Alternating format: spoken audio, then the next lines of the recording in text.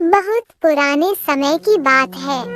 एक बहुत गरीब औरत ने एक सुंदर बेटे को जन्म दिया। उस बच्चे के हाथ पर नीले रंग का एक बड़ा सा दाग था, जो पंडितों के अनुसार उसे भाग्यवान बना रहा था।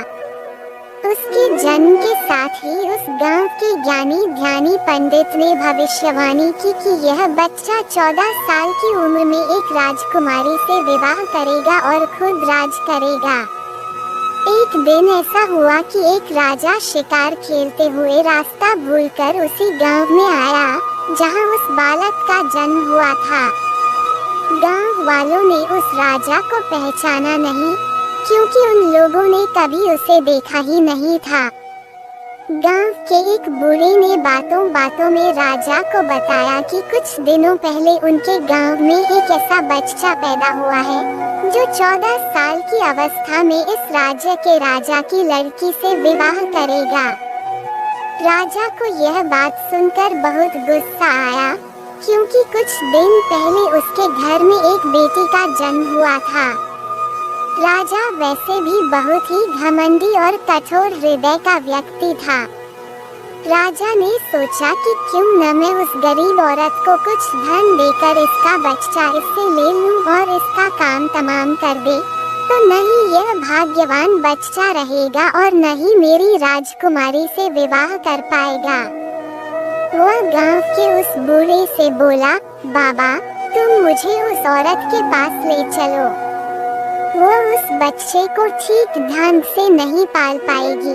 मैं उस बच्चे को अच्छे ढंग से पालकर बड़ा करूँगा।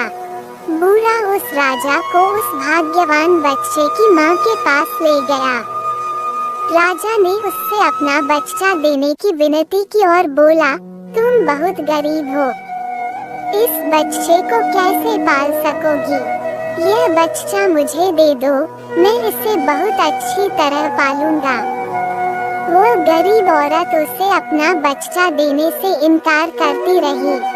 तब राजा ने उसे बहुत सा धन दिया और बोला, इस धन से तुम अपना पेट पालना और जब यह तुम्हारा भाग्यवान बेटा बड़ा हो जाएगा तो खुद ही तुम्हारे पास आ जाएगा। गरीब माँ ने सोचा, चूंकि यह बहुत ही भाग्यशाली बच्चा है, इसलिए यह अमीर आदमी इसे लेने मेरे घर आ पहुंचा है। शायद यही ईश्वर की इच्छा है। बहुत सोच विचार के बाद उस गरीब औरत ने अपना बच्चा राजा को दे दिया।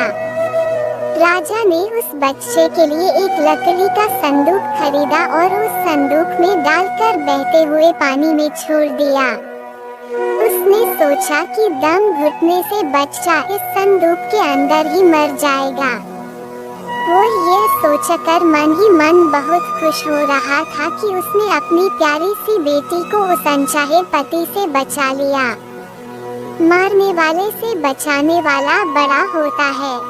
यही उस बच्चे के साथ भी हुआ। वो लकड़ी का संदूक बहते बहते एक पंचक्की में जाकर अटक गया। उस पंचक्की पर काम करने वाले नौकर ने जब वो लकड़ी का बक्सा देखा तो बहुत खुश हुआ। उसने सोचा कि उस बक्से में जरूर ढेर सारा धन होगा। उसने पानी में घुसकर इस संदूक को बाहर निकाला। जब उसने संदूक को खोला तो देखा कि गंदे से कपड़े पहने एक बच्चा उसमें सो रहा था। नौकर ने सोचा कि यह बच्चा मेरे किस काम का, क्यों न मैं इस बच्चे को पंचक्की के मालिक के पास ले जाऊं। वो जरूर इसे अपने पास रख लेगा, क्योंकि उसका अपना कोई बच्चा नहीं है। ऐसा सोचकर वह नौकर उस बच्चे को अपने मालिक के पास ले गया। पंचक्की का मालिक उस बच्चे को देखकर बहुत खुश हुआ। उसने सोचा कि शायद ईश्वर ने उसकी पत्नी की प्रार्थना सुन ली और इस बच्चे को उसके पास भेज दिया। उन दोनों पति पत्नी ने बड़े प्यार और लगन से उस बच्चे को पालना शुरू किया। जैसे यह बच्चा बड़ा होता गया, उसके चेहरे पर तेज आता गया। उसे कोई भी देखता तो देखता ही रह जाता। एक दिन एक घटना ऐसी घटी जिसने उस बच्चे के जन्म के समय की भविष्यवाणी को सच्चा सिद्ध कर दिया। राजा किसी काम से उसी रास्ते से बाहर जा रहा था जिस रास्ते पर वह पंचक्की थी। रास्ते में अचानक बहुत बड़ा तूफान आ गया तो राजा को उसी पंचक्की के पास रुकना पड़ा। राजा ने उस सुंदर से युवक को दुकान पर बैठे देखा तो उस पंचक्की के मालिक से पूछा, क्या यह तुम्हारा बेटा है? ये तो बहुत ही सुंदर है। चक्की का मालिक बोला, यह मेरा बेटा ही है, क्योंकि हमने ही इसे पाल पोस कर बड़ा किया है। आज से करीब 14 साल पहले यह बच्चा हमें एक लकड़ी के संदूक में मिला था। राजा को पुरानी बातें एकदम ताजा हो गई। उसे चक्की के मालिक की बात सुनकर बहुत आश्चर्य हुआ कि वह बच्चा, जिसे वह अब तक मरा हुआ समझ रहा था, अभी तक जिंदा है। उसने उस लड़के को खत्म करने की तरकीब फिर सोची। वह पंचक्की के मालिक से बोला, क्या आप इस लड़के को मेरा एक काम करने की आज्ञा दे सकते हैं? मैं रानी के पास एक पत्र भिजवाना चाहता हूँ। यह पत्र बहुत ही जरूरी है।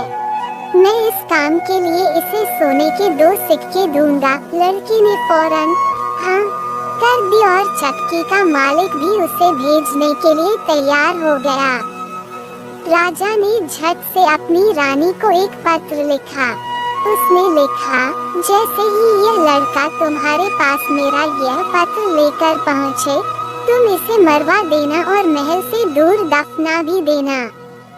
यह सब कुछ मेरे वापस आने से पहले हो जाना चाहिए। इतना लिखने के बाद उसने मुहरबंद वह पत्र उस लड़के को दे दिया। लड़का उस पत्र को लेकर राजमहल की ओर चल दिया। वह आज तक अपने घर से कहीं बहुत दूर नहीं गया था, अतः राजमहल का रास्ता नहीं ढूंढ सका और जंगल में ही भटकने लगा। शाम ढल चुकी थी, तभी अंधेरे में उसे दूर से रोशनी आती दिखाई दी। वह दौड़कर उस रोशनी की तरफ गया तो देखा कि वहाँ पर एक छोटा सा कच्चा घर था। उस घर में कोई दरवाजा नहीं था। जब वह उस घर में घुसा तो उसने देखा कि एक बूढ़ी औरत आग जलाए बिल्कुल अकेली बैठी है। वो औरत उस लड़के को अपने सामने देखकर डर गई। उसने लड़के से पूछा, बेटा तू कहाँ से आ रहा है और तुझे कहाँ जाना है? लड़के ने जवाब दिया, मैं पास के गांव की पंचक्की से आ रहा हूँ और रानी माँ को यह खत देने जा रहा हूँ, पर मैं इस जंगल में अपना रास्ता भूल गया हूँ। रास्ता ढूंढते ढूंढते शाम हो गई।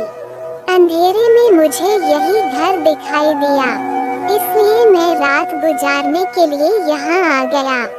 उस बूढ़ी औरत को उस लड़के पर बहुत दया आई, क्योंकि वह डाकुओं के ठहरने की जगह थी और वह बूढ़ी औरत उन डाकुओं की नौकरानी थी।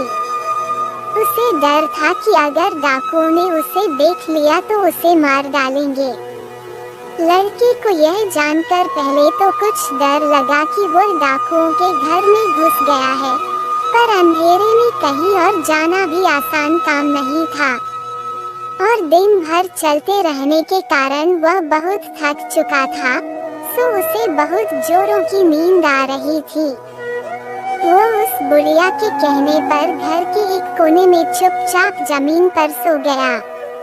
आधी रात के बाद जब डाकू उस घर में आए तो किसी और को अपने घर में सोता देखकर अपनी नौकरानी पर बहुत गुस्सा करने लगे। बूढ़ी नौकरानी ने उन्हें सारी बात बता दी और वह चिट्ठी भी डाकुओं के सरदार के हाथ पर रख दी जो उस लड़के ने उसे दिखाई थी। राजा की मुहर देखकर उन डाकुओं को उस चिट्ठी पर कुछ शक हुआ। सरदार ने बड़ी सावधानी से उस चिट्ठी को खोलकर पढ़ा तो सोते हुए उस लड़के पर उसे बहुत तरस आया।